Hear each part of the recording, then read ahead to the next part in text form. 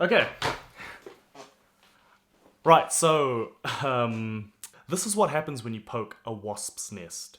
You get stung, and you get stung pretty bad. I happened to poke the wasp's nest of Canon fanboys, and they were not happy with me. Oh boy. So here's a quick TLDR. I think 2 weeks ago I made a video about the Canon R5 and R6, and I kind of said that they were good cameras, but they were too expensive to enter into at the moment because of the ecosystem. RF mount lenses are quite pricey, as well as the bodies themselves. I mentioned Sony Alpha as a good alternative until the Canon RF and R series cameras mature, and boy, people did not agree with me. Looking at the dislikes, I mean, the video was the most viewed video in the past, I think, year or two, and within 24 hours, but it was also the most disliked video. It's probably the most disliked video on my channel. And I mean, unfortunately, people weren't as constructive as you want them to be, because it is the internet after all. Long-time subscribers of the channel would know, or if you know me at all, I am very interested and I'm very happy to have any constructive dialogue, any conversations, just as long as you can back up your points and they're valid and it's civil. But that wasn't the case with this video. To be honest, the comments were pretty funny. They didn't really offer anything in terms of constructive discussion, but you know, I got a kick out of them, and I think if you are on YouTube and you are on any kind of social media, you do have to have some kind of thick skin. I don't really care what people have to say about me or my content if it's not constructive. Yeah, I mean, I suppose I kind of got what I wanted in terms of kind of provoking the audience in the title. Like, I've been trying to do that a little bit more, just to keep the videos a little bit interesting, inspired by a few other YouTubers. I know FaZe Jev does that a lot, and I think his titles are the most hilarious ones on YouTube. And then, yeah, of course, there are a ton of other YouTubers who do the same thing, so I'm not the only one, obviously. But yeah, I mean, as a small YouTuber, it's kind of difficult to kind of balance these things because you don't really have a big enough subscriber base. I mean, in my case, I've alienated a lot of my subscribers because I was inactive for the whole year of 2018, pretty much.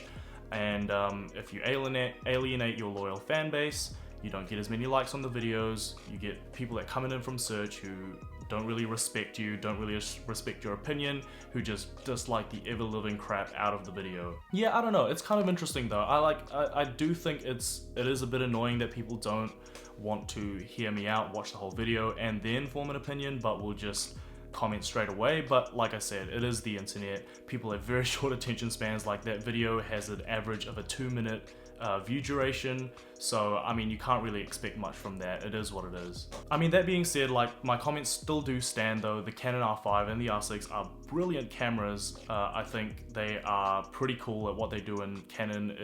Props to Canon for pioneering you know, advancements in the mirrorless full-frame camera industry, but it is still too expensive for the regular folk like me. I mean, if you are in the filmmaking or photography industry and you need good cameras and you want future-proof cameras, R5, R6, they're brilliant. And if you can afford the lenses, you can afford them, they're an investment, absolutely go ahead. But like I said, Sony mirrorless cameras are just a little bit more accessible at the moment to the more general public and the general prosumer market, and I still stand by that statement. I mean, shit, I'm recording off an a7 III right now, and this thing wasn't cheap either.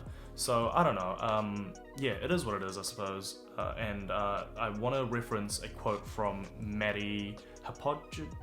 I don't know how to say his last name, I'm so sorry, but he's one of Peter McKinnon's friends, and he's a really cool tech camera filmmaker, reviewer type person. I think he makes fantastic videos, and I mean, he even copped a bit of hate on one of his R5 or some of his R5 videos, and he basically mentioned that now is probably one of the best times to be a filmmaker, or the best times to buy a camera.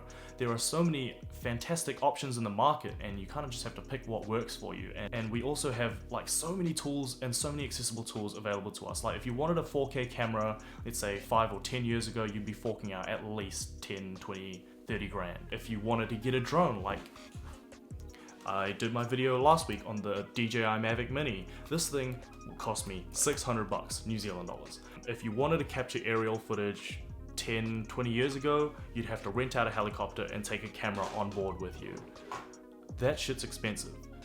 So with all the stuff that we've got available to us, if you can't make use of it, then I'm sorry, but you're kind of in the wrong industry. At the end of the day, I kind of just find it interesting, the reactions and the way that people are provoked, I suppose, in terms of video titles, opinions, and all the rest of it. But one thing that I definitely need to get better at is predicting how people will react to things, not assess their reactions after the fact. But hey, I mean, shit, I'm always going to be voicing my opinion. I'm going to have more controversial videos in the future, so stay tuned for those if you want to see the shitstorm that is the comments.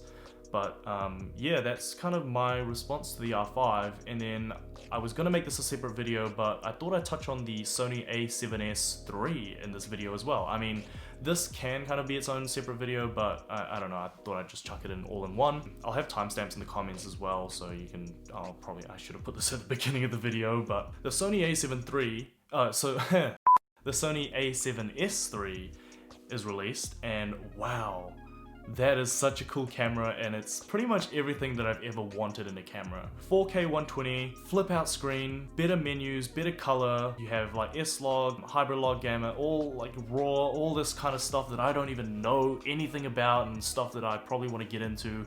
But this is like more than enough. Like I said, I'm shooting on an a7 III, and this camera for now has been incredible. Like, I've been so impressed with the dynamic range.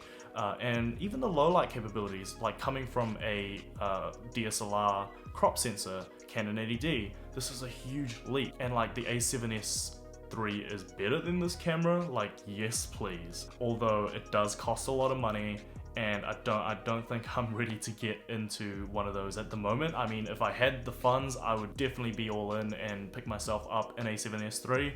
But like I said, at the moment, the a7 III is kind of fit for my needs for the time being. I don't know, maybe if the a7 IV comes out with a flip out screen, like that's like the only massive complaint that I have with the a7S, oh my god, I'm getting all these cameras mixed up. A7 III is no flip out screen, and right now I'm recording on it, I'm looking into the lens, but I can't see what you guys are seeing, and it's kind of, there's a bit of a disconnect there, as I explained when I first unbox this camera in terms of filmmaking theory. And if you're filming yourself and you can't see yourself, it takes away from being able to compose your shot, and I don't know, it's something that I'm learning to deal with, that's for sure. But either way, like, yeah, a7S III, very valid competitor to the Canon R series. From what I've seen in a lot of the reviews and a lot of what other YouTubers are saying who have got their hands on the camera, is that this might actually be a little bit nicer than the R5 and R6. Please don't hate me for that. And I think, yeah, Sony, like, I want to say they played it safe, but also not really. This camera has been so highly anticipated, so it would be really silly of them to mess it up. But yeah, I mean, if you're in the market for a really solid camera, a7S III, that's the way to go. Because, like, I mean, to be honest, who really needs 8K? I don't know, it's just nice to have, and the a7S III doesn't overheat, can't really say the same for the competitors.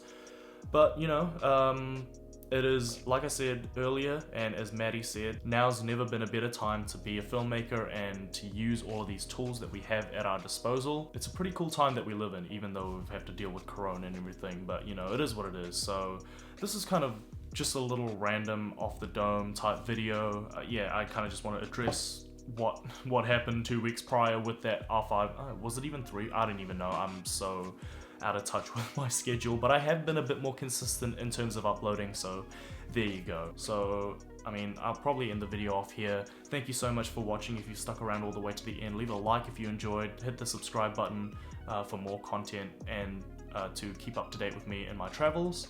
But yeah, that's pretty much the end of the video. Thank you for watching, and I'll see you guys in the next one. Peace.